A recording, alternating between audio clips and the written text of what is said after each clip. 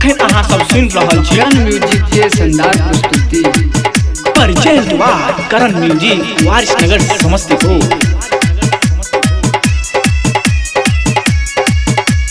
नजरों न के करो लग जाए, नजरों न के करो लग जाए, नजरों न के करो लग जाए, तेरा वाल के ज्योति में नजर न के करो लग जाए, मैहर वाली के ज्योति में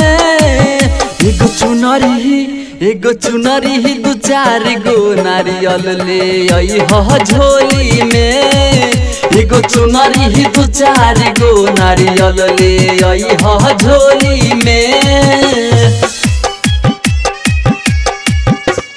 डीजे सुमित सतीश, डीजे सुमित सतीश रैमा, सुमित सतीश रैमा।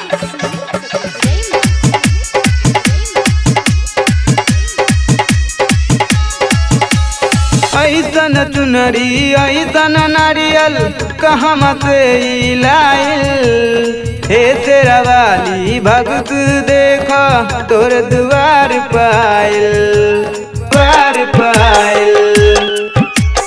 ऐसन चुनरी ऐसन नारियल कहवा से आयल, हे सेरा वाली भक्त के देखा तोरे दुआर पयाइल।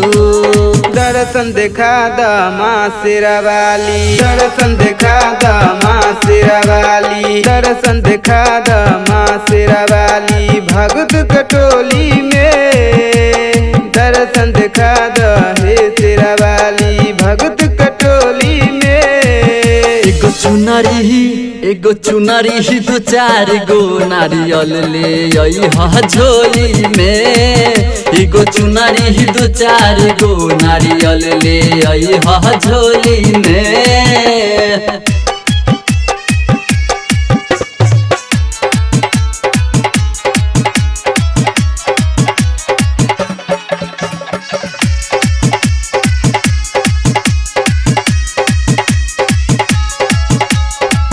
तेरा वाली भगत दुआरी जल्दी से चली आई, राइटर संजीत पप्पू संगे मंटन भैया भी आई। महासरा वाली भक्त दुआरी जल्दी से चली आई, गायक संजीत पप्पू संगे मंटन भैया भी आइल।